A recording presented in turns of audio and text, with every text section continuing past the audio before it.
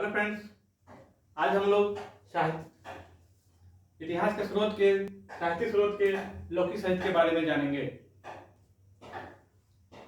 लौकिक साहित्य के अंतर्गत ऐतिहासिक एवं अर्ध ऐतिहासिक ग्रंथों के एवं जीवनियों का विशेष रूप से उल्लेख किया जा सकता है। इसमें राजनीतिक, सांस्कृतिक इतिहास का स्पष्ट करने में महत्वपूर्ण सहयोग मिलता है। लौकिक साहित्य में सर्वप्रथम हम लोग अर्थशास्त्र।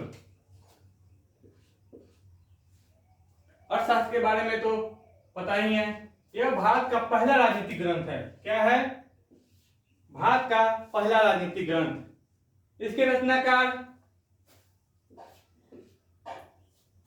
चंद्रगुप्त के प्रधानमंत्री सुप्रसिद्ध राजनीतिज्ञ कौटिल्य है। और भी इनके नाम है चाणक्य, विष्णुगुप्त। अब यहाँ पर इनका 3 नाम है, तीनों का कारण बताना जरूरी है। कौटिल्य नाम इनके गोत्र के नाम पर पड़ा हुआ है, गोत्र के नाम पर। चाणक्य, ये महान ऋषि चाणक्य के पुत्र थे।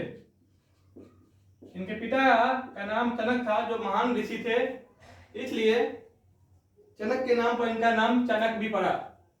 और विष्णुगुप्त इनके बचपन का नाम है, बचपन का नाम विष्णुगुप्त है। एग्जाम में तीनों नाम पूछे गए हुए हैं एक-एक करके। अर्थशास्त्र क्या है? इससे मौर्यकालीन इतिहास की जानकारी मिलती है। और सबसे बड़ी बात है, यह इसमें बहुत अच्छी विधि की भी जानकारी दी गई है। देख रहे हैं यहाँ पे हम लोग, विधि की जानकारी दी गई है। यह 15 अधिकरणों और 180 प्रकरणों में क्या है, विभाजित है। और सबसे बड़ी बात है, इसका द्वितीय और तृतीय खंड सबसे प्राचीन है। अब आते हैं हम लोग मुद्रा राक्षस, जो विशाख दत्त द्वारा रचित है। इसमें चंद्रगुप्त मौर्य के चंद्रगुप्त बचपन से लेकर चंद्रगुप्त के बनने तक, यानी कि मौर्य के नंद वंश का सर्वनाश कहिए और उसके चंद्रगुप्त के द्वारा गद्दी प्राप्त करने की तक का बहुत ही बेहतर विवरण किया गया है। इसीलिए विशाख दत्त ने कहा भी है कि चंद्रगुप्त नंदराज यानी कि घानंद का भी पुत्र है। और लेकिन इसे एक जगह पर विशाख दत्त ने इसे कुलहीन भी माना है। ठीक है, कुलहीन भी माना है। सोमेश्वर देव के कथा सरित सागर, ठीक है, यहाँ आते हैं हम लोग। सोमदेव के कथा सरित सागर और सेमेंथ की बृहद कथा मंजली से भी मौर्य काल की कुछ जानकारी मिलती है। लेकिन यहाँ देखना ज्यादा उचित होगा, सोमदेव के कथा सरित सागर और सेमेंद्र के बृहद कथा मंजरी, ये दोनों से कश्मीर की जानकारी भी मिलती है। कश्मीर की जानकारी, क्योंकि इसकी रचना कश्मीर में की गई है और ये भी संस्कृत में किया गया है। और दोनों आपको कश्मीर के राजा अनंत के दरबार में रहा करते थे। अब आते हैं हम लोग महाभारत से, जो पतंजलि द्वारा रचित है। मालविका निमित्त कालिदास से रचित है। कालिदास का नाम और पतंजलि का नाम तो लोगों की जुबान पर ही है। से शुंग काल के इतिहास का पता चलता है। शुंग काल मतलब कौन था?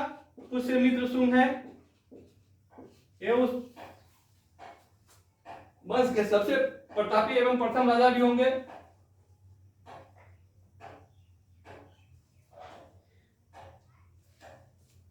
कहा जाता है कि पतंजलि ने पुष्यमित्र शुंग के लिए स्मेध यज्ञ भी करवाए थे। अब आते हैं निष्कटकम, यानी कि मिट्टी की गाड़ी। एक एग्जाम में पूछा गया हुआ कि निष्कटकम का क्या अर्थ होता है? मिट्टी की गाड़ी या मिट्टी का खिलौना। यह शूद्रक द्वारा रचित है। यह एक नाटक है, इससे आपको तत्कालीन जानकारी मिलती है।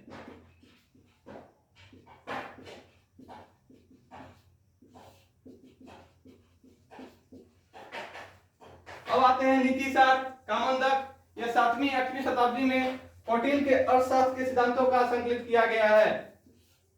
यानी कि कौटिल्य के जो अर्थशास्त्र के सिद्धांतों को संकलन करके कामंदक ने नीतिसार का क्या किया, जो तत्कालीन इतिहास की बेहतर जानकारी उपलब्ध कराती है। अब आते हैं हम लोग राज तरंगिणी,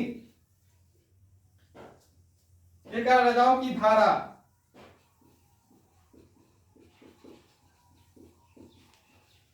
राजाओं की धारा। अब यह देखिएगा, ये तो पता ही है कि कश्मीर का इतिहास है और संस्कृत में ऐतिहासिक घटनाओं का क्रमबद्ध यानी कि एक एक करके लिखने का यह बेहतरीन एवं प्रथम प्रयास है। और इसका जो कलहन के बारे में सुनिए, कलहन एक कश्मीरी पंडित है। कलहन क्या है? एक कश्मीरी पंडित है और यह हर्ष के आश्रित कवि और राजा जयसिंह जो लोहार वंश के अंतिम शासक भी होंगे, उनके साथ इनके राज तरंगिणी का विवरण क्या हो जाता है, समाप्त हो जाता है। यानी कि 1152 में जब राजा जयसिंह की मृत्यु हो जाती है, उसके साथ इसका भी विवरण समाप्त हो जाता है। अब आते हैं हम लोग सोमेश्वर। सोमेश्वर यहां देखेंगे हम लोग, सोमेश्वर कृत रसमाला और कीर्ति कौमुदी, मेरुतंकृत प्रबंध चिंतामणि, राजशेखर कृत प्रबंध कोश से गुजरात के चालुक्य वंश के जानकारी मिलती है। अब यहाँ देखने वाली बात है कि सोमेश्वर, मेरुतंग और राजशेखर तीनों अलग अलग दरबार में रहने वाले इतिहासकार एवं कवि हैं। जैसे कि सोमेश्वर ये चालुक्य शासक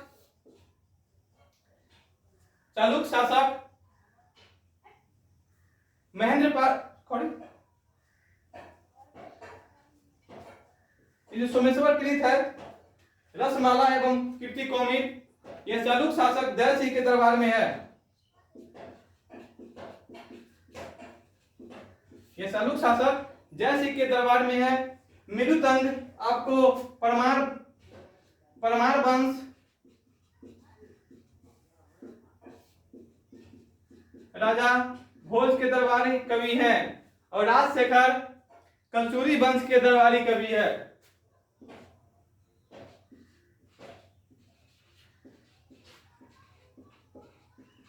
कलचुरी वंश के दरबारी कवि।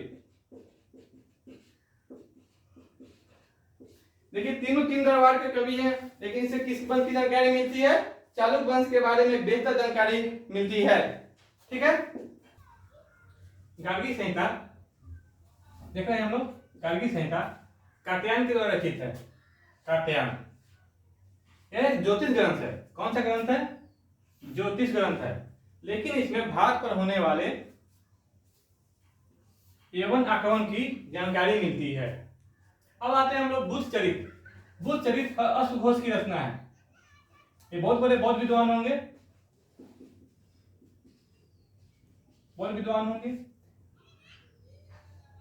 कनिष्क, राजा कनिष्क कुषाण वंश के शासक।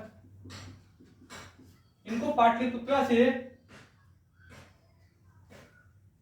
लेके तुरुष्पुर आएंगे, पेशावर, वर्तमान में पेशावर, जहां पर जब बौद्ध धर्म की चौथी संगति होगी तो इनको अश्वघोष को क्या बनाया जाएगा? उपाध्यक्ष। और बुद्ध चरित्र से तत्कालीन ऐतिहासिक जानकारी प्राप्त होती है। ये सब नोट करने वाली बातें हैं, क्योंकि अश्वघोष बौद्ध धर्म की चौथी संगति में क्या बने थे? उपाध्यक्ष। चौथी संगति किसके समय में हुआ था? कनिष्क के समय में हुआ था। अश्वघोष को कनिष्क कहां से लाए थे? तो पाटलिपुत्रा से लाए थे। ठीक है। बहुत बड़े बौद्ध विद्वान हैं। ऐसे बुद्ध चरित्र को बौद्ध का रामायण भी कहा जाता है। बौद्धों का रामायण। ये सब नोट करने वाले बातें हैं। बाणभट्ट हर्षचरित। हर्षचरित मतलब है, समझ गए? हर्षवर्धन, हर्षवर्धन की जीवनी है, समझिए।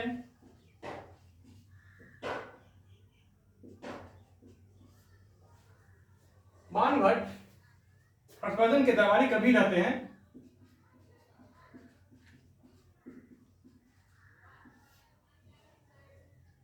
जिसने हर्षवर्धन का जीवन चरित्र लिखा है हर्षचरित के रूप में। इससे तत्कालीन हर्षवर्धन के शासन काल के बारे में जानकारी मिलती है। अब आते हैं हम लोग संध्याकर नंदी रामचरित। यह आपको रामपाल का वर्णन है। रामपाल शासक किस वंश का? पाल वंश का।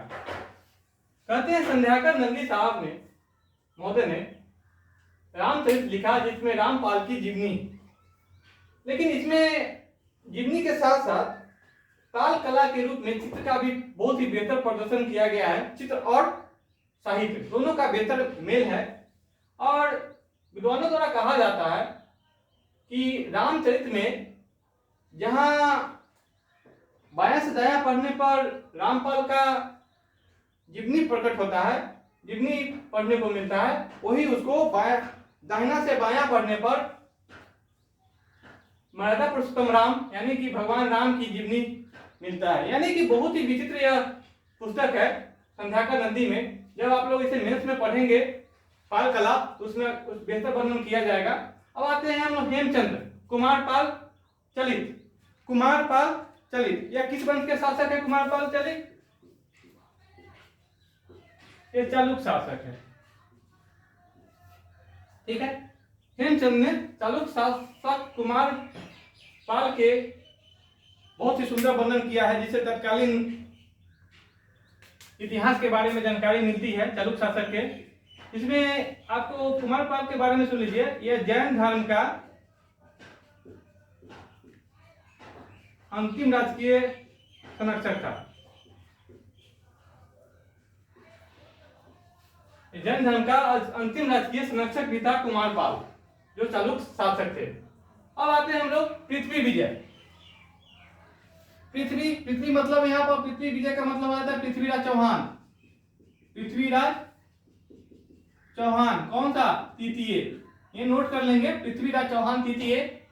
जैनज ने अपने पुस्तक पृथ्वी विजय में पृथ्वीराज तृतीय का बहुत ही खूबसूरती से वर्णन किया है। और संगम साहित्य दक्षिण भारत का जो प्रारंभिक इतिहास के बारे में जानकारी प्राप्त करना होता है तो हम संगम साहित्य का अध्ययन करते हैं। तो एग्जाम में बराबर पूछा ही भी गया है कि संगम साहित्य कहाँ का प्रारंभिक इतिहास का पता चलता है, तो दक्षिण भारत का। चचनामा बहुत ही बेहतरीन पुस्तक है। चचनामा अली अहमद द्वारा लिखी गई है। इसमें अरबों का सिंध विजय का बहुत ही खूबसूरती के साथ वर्णन किया गया है। अरबों द्वारा सिंध विजय। ठीक है। अब हम लोग आगे टॉपिक मिलेगा विदेशियों का विवरण। हम लोग की बहुत ही बदकिस्मती है कि हम लोग का जो इतिहास है उसका बेहतर जानकारी प्राप्त करने के लिए, तिथि को पता करने के लिए हम लोग विदेशी इतिहासकारों पर निर्भर है। इसमें बहुत सारे विदेशी इतिहासकार हैं, जैसे यूनानी रोमन लेखक, चीनी लेखक, अरबी लेखक और अन्य लेखक। तो हम लोगों ने इतना जो लेखक का नाम दिया है, जैसे टेसियस ईरानी राजवैद होंगे, हेरोडोटस इतिहास के पितामह होंगे, सिकंदर के 97 लेखक हो गए दिरियाकस, अरिस्टोबुलस, आनेसिक्रेटस, जो हमें हमारे इतिहास को तिथि से अवगत कराएगा, Megasthenes, Deimachus, Dionysius, Ptolemy, Pliny, Periplus of the Erythraean Sea. यह तो बुक का नाम है, लेकिन इसका जो राइटर है वो बुक पर अपना नाम लिखना भूल गए। फिर भी यह किताब जो है उस समय के तत्कालीन बहुत ही बेहतर जानकारी उपलब्ध कराता है बंदरगाह के बारे में, जो हम लोग एक एक करके इसका क्या करेंगे, विस्तृत अध्ययन करेंगे। फाहियान दोनों बराबर इसका नाम पढ़ेंगे, संग्यून, हेनस्वांग और इसिंग। ये जो चीनी यात्री है चार, इस चारों का हम लोग एक एक करके भी अध्ययन करेंगे। पहले हम लोग क्या किए हैं, पूरा एक जगह इकट्ठा कर लिए हैं।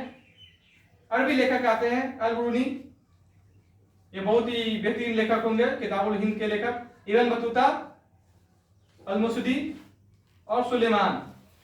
इन चारों अरबी लेखक का भी एक एक करके हम लोग क्या करेंगे, विस्तृत अध्ययन करेंगे। अब आते हैं अन्य लेखक में, तारानाथ जो तिब्बत के होंगे, मार्को पोलो इटली। ठीक है, हम लोग एक एक करके इसका अध्ययन करेंगे। अब हम लोग आते हैं क्या, यूनानी रोमन लेखक। सबसे पहले हम लोग वर्णन करेंगे टेसियस। ये ईरानी वैद्य थे, ईरानी राजवैद्य, यानी कि ईरान के डॉक्टर थे राजदरबार में। भारत के संबंध में इसका वर्णन जो है आश्चर्यजनक कहानियों से क्या है, परिपूर्ण है, क्योंकि ये कभी इंडिया तो आए नहीं थे। ये भी जो भी कहानी लिखी है सुन के लिखे, अनुमान पर लिखे, जिससे इस पर हम लोग निर्भर नहीं रह सकते हैं, यानी कि ऐसी वर्णन किया गया है, इसलिए इस पर कोई हम लोग का विश्वास नहीं करना चाहिए, नहीं ये प्रमाणित है। अब आते हैं हेरोडोटस। हेरोडोटस के बारे में आपको पता है, ये इतिहास के पिता है। उन्होंने जो पुस्तक लिखा था हिस्टोरिका, हिस्टोरिका, ठीक है, 5वीं सदी ईसा पूर्व, यानी कि इनका जन्म भी ऐसे ही हुआ भी था 480 बीसी, एशिया माइनर के हेलिकानस के डोरियन बस्ती में। देख रहे हैं, इनका जन्म भी हुआ था एशिया माइनर के हेलिकानस के डोरियन बस्ती में।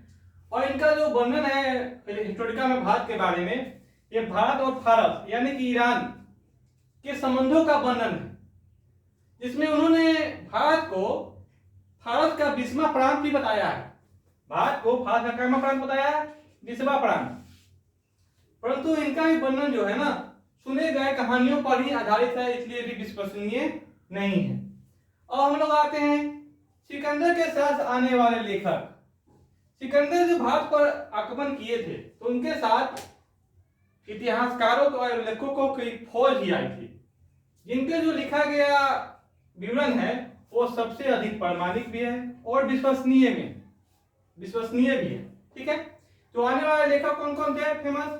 निरियाकस, अनेक्सिक्रटस और अरिस्टोबुलस। इन लोगों ने भारत के बारे में बहुत ही विस्तृत एवं सही वर्णन किया है। और इन लोगों ने जो सिकंदर का भारत में आगमन का तिथि दिखाया गया है, उसके साथ ही भारत में क्या हो जाता है, तिथि की शुरुआत हो जाती है। यानी कि भारत इससे पहले तिथि के मामले में अंधकार युग में था, लेकिन सिकंदर के आने के बाद तिथि की शुरुआत हो गई, यानी कि प्रकाश युग में हम लोग आ गए। यानी कि सिकंदर का आक्रमण भारतीय प्रकाश युग का क्या है, प्रारंभ है। किस मामले में? तिथि के मामले में, डेट के मामले में। इतना हम लोग नोट कर लेंगे। अब आते हैं मेगास्थनीज। यह सिल्कस निकेटर का राजदूत था। सिल्कस निकेटर कहते हैं, सिल्कस निकेटर के राजदूत रहने से पहले यह सिल्कस निकेटर का राजदूत अराकेसिया के राज दरबार में थे। वहां से इनको बदली करके चंद्रगुप्त मौर्य के राज दरबार में भेजा गया, जहां पर ये कितने वर्ष रहे? 14 वर्ष। और इंडिया के बारे में, भारत के बारे में चंद्रगुप्त मौर्य के शासन काल में राज दरबार में रहकर जो कुछ देखे सुने, उन्होंने उसके लेकर एक पुस्तक की रचना कर डाली, जिस पुस्तक का नाम था इंडिका। और इन्होंने मौर्य समाज का, मौर्य प्रशासन का और पाटलिपुत्र राजधानी का बहुत ही सुंदर ही वर्णन किया। ठीक है, अब हम लोग आते हैं डायमेकस, जो मेगास्थनीज का उत्तराधिकारी होगा। किस मामले में? तो राजदूत के मामले में। ऐसा उत्तराधिकारी राजदूत के मामले में उत्तराधिकारी होगा। यह सीरियन नरेश एंटियोकस का राजदूत होगा। सीरिया के राजदूत रहेंगे, जो बिंदुसार, चंद्रगुप्त मौर्य के पुत्र बिंदुसार के राज दरबार में आएंगे। कहा जाता है कि सम्राट बिंदुसार ने सीरिया नरेश के पास एक संदेश भिजवाया था कि हमें वहां से 3 चीजें चाहिए। पहला सूखे अंजीर, दूसरा मदिरा, तीसरा नोट ही कर देते हैं,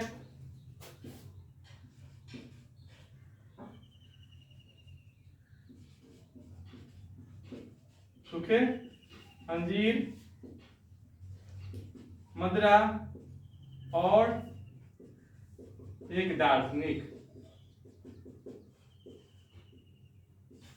3 चीजों की मांग की थी। तो सीरिया नरेश ने सूखे अंजीर भिजवा दिए थे, मदिरा भी भिजवा दिया था, लेकिन दार्शनिक यह कल के नहीं भिजवाया कि हमारे यहाँ दास का व्यापार नहीं होता है, इसलिए नहीं भिजवाया। क्योंकि सीरिया में उस समय दास का प्रथा ही नहीं था और उसका कोई व्यापार का साक्ष्य भी नहीं था। लेकिन उन्होंने एक दासदूत तो भेजा जो डायमेकस थे, ठीक है। अब डायमेकस के राजनीतिक राजदूत के उत्तराधिकारी कौन होंगे? डायोनीसियस। डायोनीसियस ये मिशनरीज टोलमी फिलाडेल्फस के राजदूत थे। टोलमी फिलाडेल्फस के राजदूत थे जो अशोक के दरबार में आए थे, जो बिंदुसार के क्या रहेंगे? पुत्र रहेंगे। देख रहे हैं। अब आते हैं हम लोग टोलमी।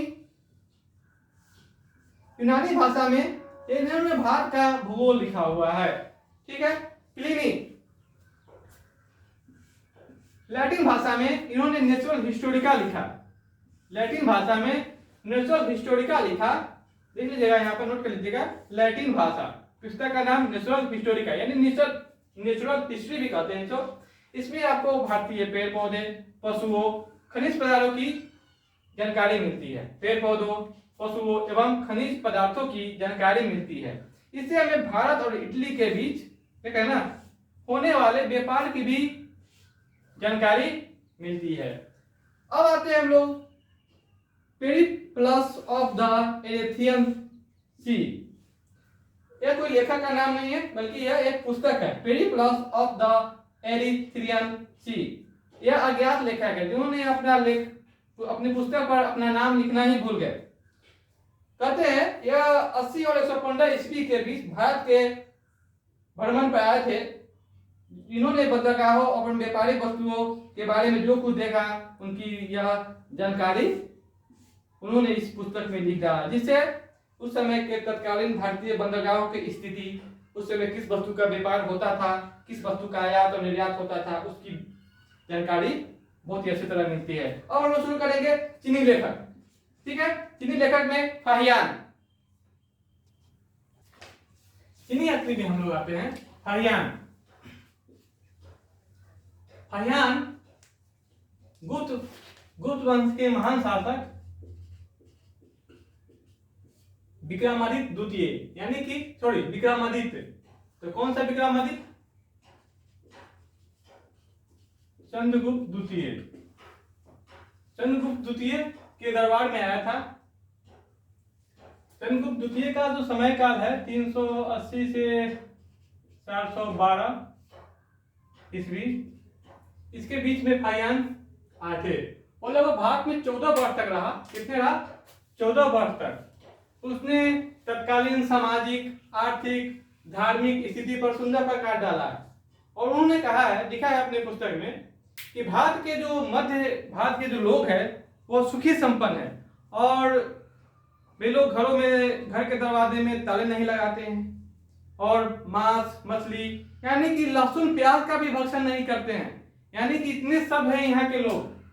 यानी फाहियान के ये तो आए थे भारत में बौद्ध धर्म से संबंधित जानकारी इकट्ठा करने, लेकिन आते इन्होंने भारत में जो भी गुप्तकालीन समाज में देखा, सुना, उन्होंने अपने पुस्तक में इसका वर्णन कर दिया, जिससे हमें जानकारी प्राप्त होती है गुप्तकालीन समाज की।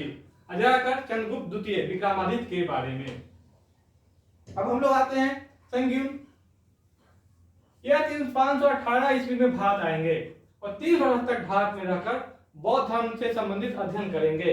लेकिन अध्ययन के क्रम में यह भारतीय सामाजिक व्यवस्था, आर्थिक, धार्मिक जो भी व्यवस्था हो उसके बारे में यह वर्णन कर जाएंगे। अब आते हैं सबसे बेहतरीन हेनस्वांग। हेनस्वांग का कहानी जो है बहुत ही जिज्ञासु है। ये आप सुनेंगे तो बहुत ही अच्छा लगेगा। कहते हैं हेनस्वांग ये चीन से आया था, तो उस समय जो चीन का शासक था, चीन में जो शासक थे तांग वंशी शासक, उनका वहां का राजा थे ताइसुंग। उन्होंने पश्चिम में माने चीन के पश्चिम में यात्रा करने पर क्या किए थे? प्रतिबंध लगा दिए थे। उस समय चीन का शासक कौन था? ताइसुंग। यहां नोट कर लेंगे, ताइसुंग। उन्होंने यात्रियों को पश्चिम में यात्रा करने पर प्रतिबंध लगा दिए थे। इतना होने के बाद भी हेनस्वांग पश्चिम होते हुए सिल्क मार्ग को आपको पता ही होगा, सिल्क रूट के द्वारा वो भारत में बौद्ध धर्म से संबंधित जानकारी इकट्ठी करने के लिए आएंगे। वो कब आएंगे? तो 629 ईस्वी में आएंगे और 615 ईस्वी में भारत से वापस लौट जाएंगे। इससे पहले वो जो भारत यात्रा जो वृत्तांत लिखे थे वो किताब कौन सा है? सीयू की जो उन्होंने भारत यात्रा वृत्तांत लिखा है उसमें लगभग 180 देशों का क्या है? विवरण है। यहाँ देखेंगे आप लोग 180 देशों का विवरण। वो बौद्ध धर्म का अध्ययन करने नालंदा यूनिवर्सिटी भी जाएंगे, जहां आचार्य नालंदा यूनिवर्सिटी का जो आचार्य होंगे उनका नाम होगा शीलभद्र। ठीक, और नालंदा यूनिवर्सिटी में वह 6 वर्ष अध्ययन करेंगे।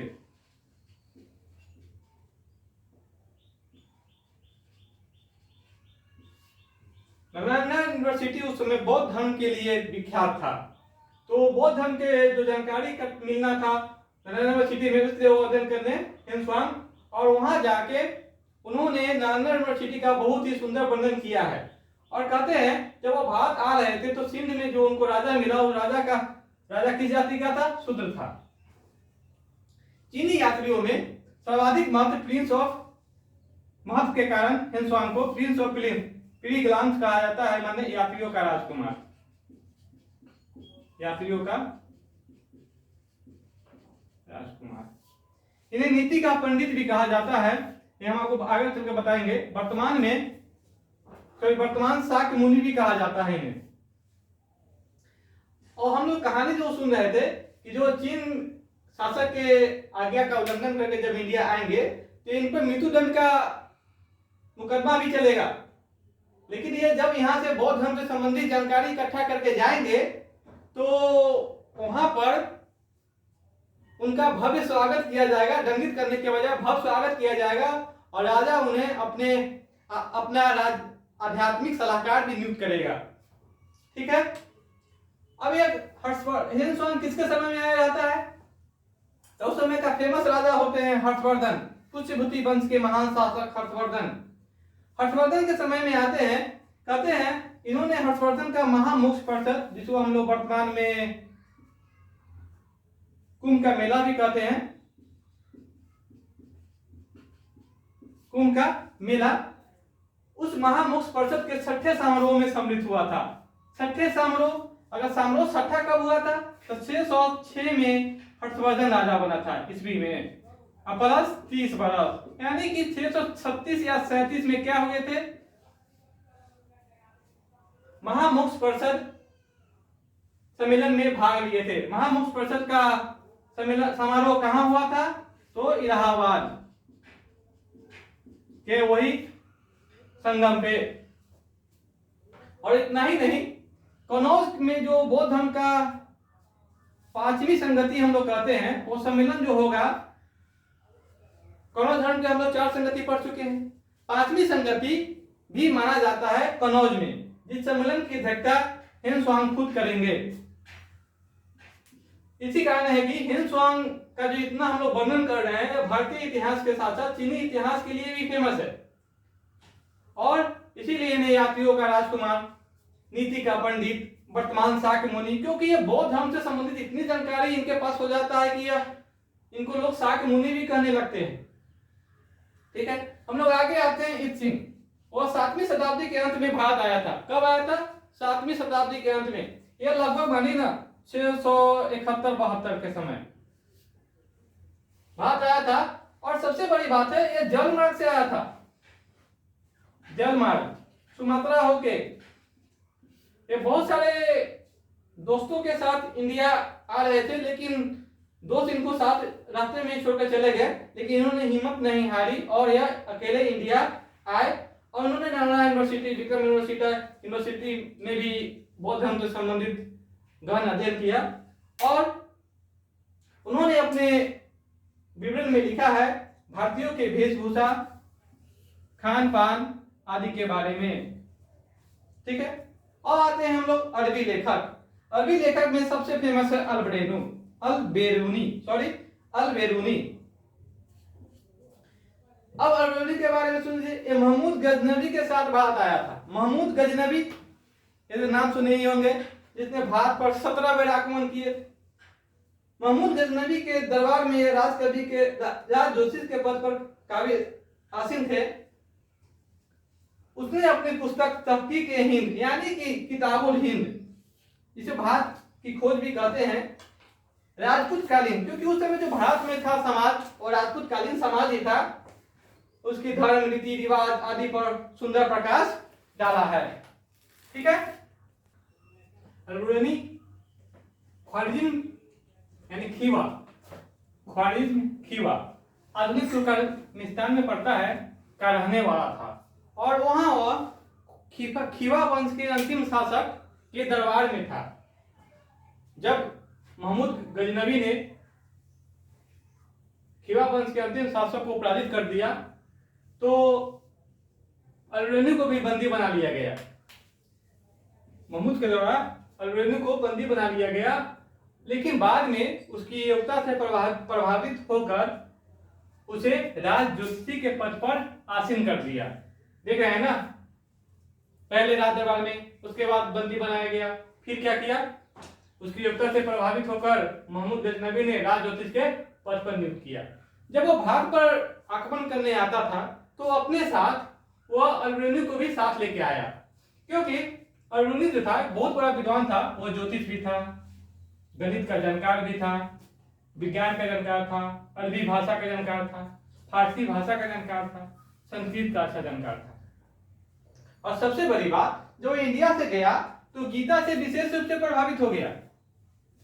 और सबसे बड़ी बात है, जब चूंकि महमूद गजनवी जब इंडिया में आक्रमण कर रहा था तो उस समय यहाँ के अधिकतर शासक राजपूत ही थे और उसके जो प्रधानमंत्री होते थे वो ब्राह्मण होते थे। और उस समय जो ज्ञान का, कहिए कि हम लोग उसको क्या कहते हैं, ज्ञान का जो पेटेंट, ज्ञान लेने और देने का पेटेंट किसके पास था, ब्राह्मण के पास।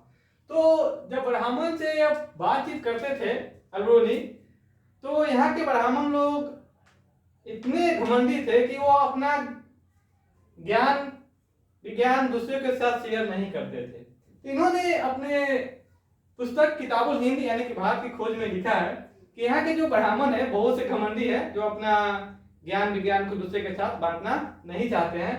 और क्योंकि इनको यहाँ के इतिहास को जानना था, इसीलिए महमूद गजनवी से कहवा के बहुत सारे विद्वानों को पकड़वा के अपने देश ले गए गजनी, जहां पर उनसे, कहने का मतलब है ना, हम लोग बात के भूत नहीं लात के भूत हैं।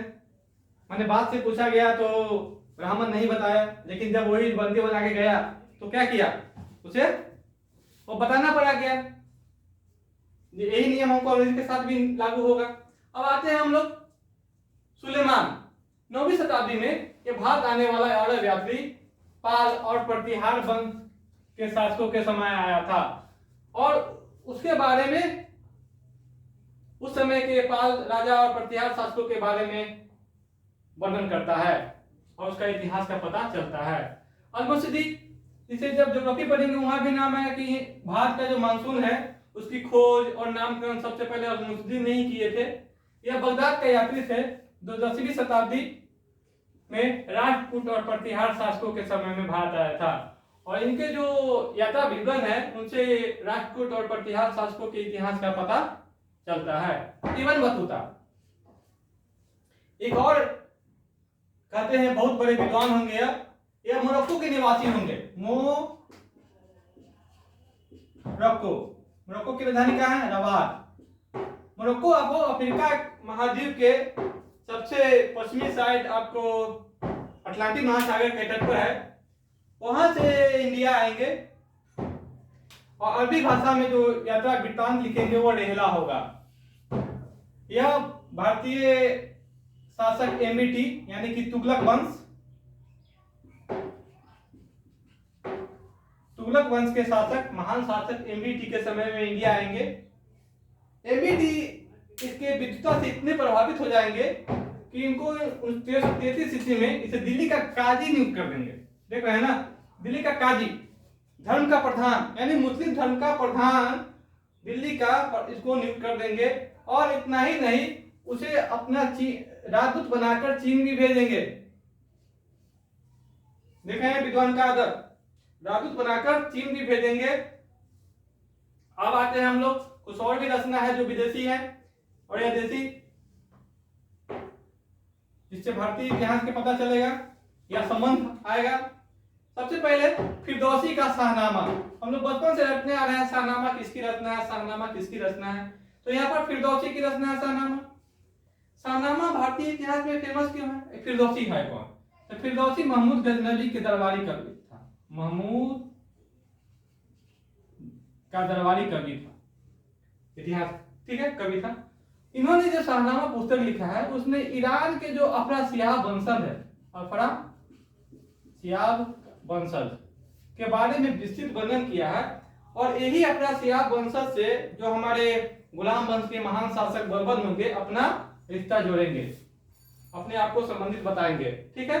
इसलिए शाहनामा भारतीय इतिहास में प्रसिद्ध है। मिन्हाज-उस-सराज जो लेखक होंगे तबकात ए नासिरी का, ठीक है। यह आपको गुलाम वंश के शासक बहराम शाह के समय में आएंगे, अफगानिस्तान के रहने वाले होंगे और यह अपने विद्वता से मुख्य काजी के पद पर भी नियुक्त हो जाएंगे, ठीक है। जियाउद्दीन बर्नी तारीख है फिरोज शाही, देखा है ना, इनका जो समय काल होगा एमबीटी और एफएसटी, मतलब मोहम्मद